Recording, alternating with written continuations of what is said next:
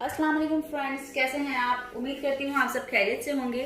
Friends, आज हम अपने किचन में आपके लिए बनाने जा रहे हैं रेशमी कबाब। रेशमी कबाब जो कि हमने बारबेक्यू का थोड़ा सा टच दिया है, इसे थोड़ा सा स्मोक देके इसको हमने बारबेक्यू का टच दिया है और ज़रूर उम्मीद करते हैं कि आपको भी ये रेसिपी पसंद आएगी। तो आइए देखते हैं कि इन कबाब को बनाने के लिए हमें किन किन चीज़ों की ज़रूरत है।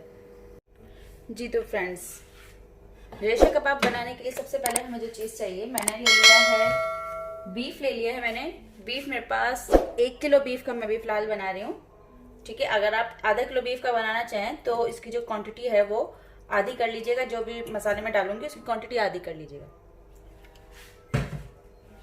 1 किलो बीफ ऐड करने के बाद 2 अदद ये मैंने छोटी प्याज डाली है और तकरीबन 15 जो है वो हरी मिर्चें ली हैं। दरमियाने साइज की हरी मिर्चें, अगर आप थोड़ा सा कबाब स्पाइसी खाना पसंद करते हैं तो 15 से 20 हरी मिर्चें आप कर सकते हैं। प्याज को मैंने इतना इतना काट लिया ऐसे ऐसे, ठीक है, इतना मोटा इतना छोटा।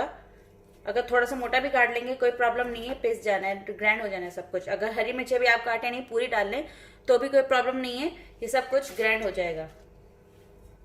लौंग लिए मैंने 20 अदद मैंने लौंग ले ली है। दालचीनी के 2 इंच के टुकड़े लिए हैं, 2 टुकड़े लिए हैं 2-2 इंच के। पिसी हुई काली मिर्च मैंने ले ली है 1 टीस्पून। नमक हस्बे जायके लिया है, नमक थोड़ा कम रखिएगा क्योंकि अब हम इसमें तिक्का मसाला ऐड करेंगे और तिक्का मसाला में चूंकि स्पाइसेस होते हैं, नमक भी होता है अच्छा से। 6 टेबल स्पून मैं इसमें तिक्का मसाला ऐड करूंगी। कोई भी किसी भी कंपनी का आप ले सकते हैं, मैं भी फिलहाल शान का तिक्का मसाला यूज कर रही हूँ। एक पैकेट में पूरे 6 टेबल स्पून होते हैं, तो ये पूरा एक पैकेट में ऐड करूंगी इसमें। ऑयल नहीं डालेंगे हम, अदरक लहसुन का पेस्ट भी नहीं जाएगा इसमें। पानी डालेंगे आप, पानी आप इसमें 3 से 3.5 गिलास ऐड करिएगा। एक बार मिक्स करेंगे, फ्लेम ऑन करेंगे। एक बार अच्छे से मिक्स करके इसको मैं प्रेशर लगाने के लिए रख रही हूँ।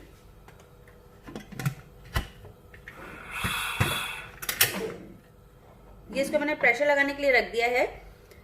प्रेशर लगता है और ये गोश्त जो है वो पूरा गलता है, पूरे मसाले इसमें जो है वो मिक्सचर जो सब गल जाते हैं, तब तक हम सेकंड फ्लेम पे आलू बॉईल करने के लिए रख देते हैं। आलू भी इसमें हमें जरूरत है।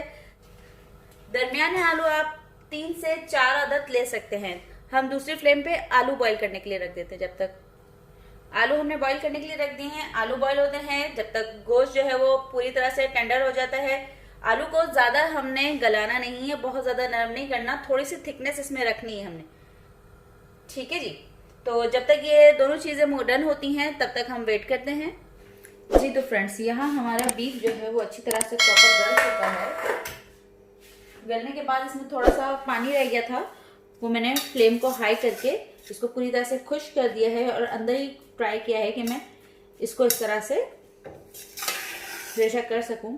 लेकिन अभी फिलहाल इसमें चूंकि ये गरम मसाले साबुत गए हैं तो इसके लिए मुझे इसको ग्राइंड करना है लाजमी, क्योंकि इस तरह से करने से या आप हाथ से अगर मैश करेंगे तो इसका रेशा बहुत अच्छा बनता है। लेकिन इसमें यह है कि इसमें गरम मसाले नहीं पीसेंगे, गरम मसाले ग्राइंडर में भी नहीं पीसेंगे, लेकिन कुछ पिस जाएंगे। बाकी जो साबुत साबुत रहेंगे जो नहीं पिसेंगे उसे हम अलग कर लेंगे।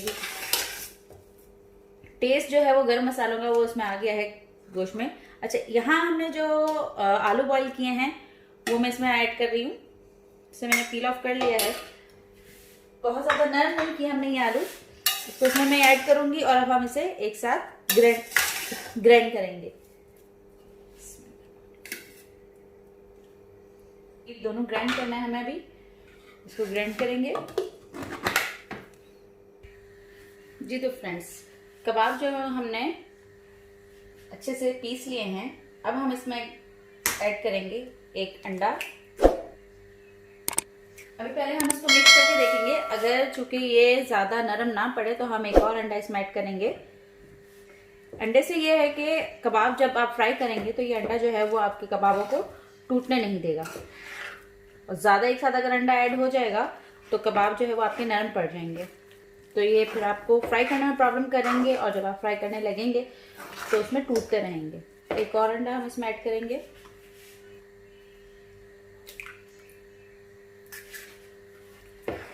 क्योंकि जब हम फ्राई करेंगे उस वक्त हम इसमें अंडा नहीं लगाएंगे क्योंकि अंडा अब हमने डाल दिया इसमें।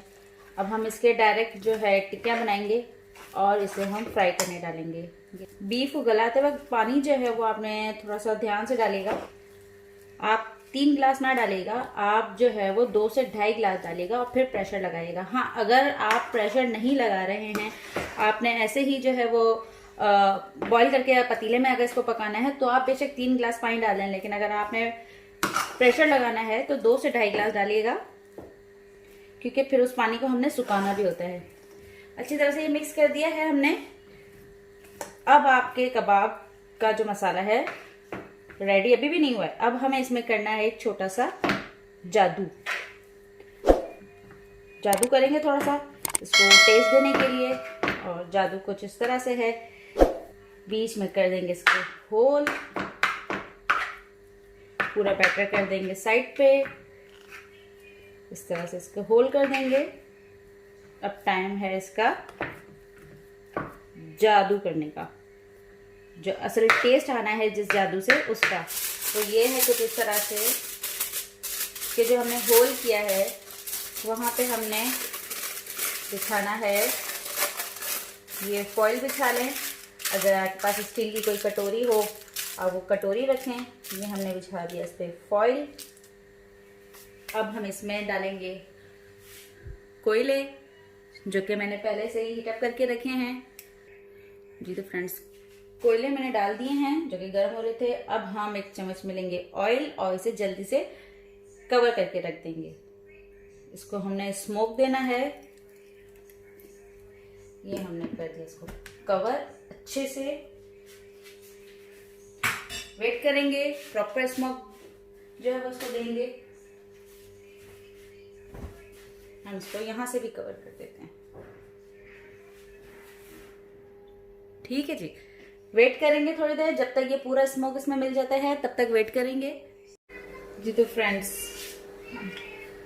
धुआं इसको दे दिया है, अच्छे से इसमें स्मोक लग गया है। अब हम इसको हैंग देंगे। बिल्कुल इसमें आप यकीन माने बारबेक्यू की बिल्कुल खुशबू आ रही है। एक बार अच्छे से इसे मिला लेंगे, फिर से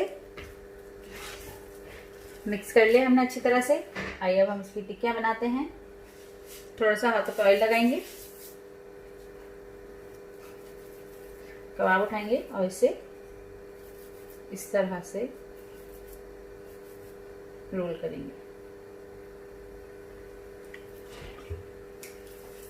इस तरह से मैं सारे इसके कबाब बना लूंगी।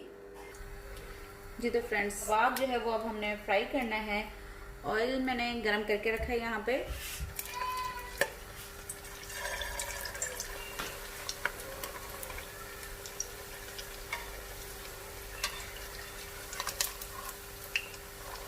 हमने जस्ट एक स्मोक देख के इस रेशे कबाब को बारबेक्यू का टेस्ट दे देना है। देख लें आप इस स्मोक से कितने फायदे हैं। लीजिए तो फ्रेंड्स, तैयार है हमारे ज़बरदस्त से बारबेक्यू फ्लेवर जो हमने दिया है इन रेशमी कबाब को, एक नया टच दिया है।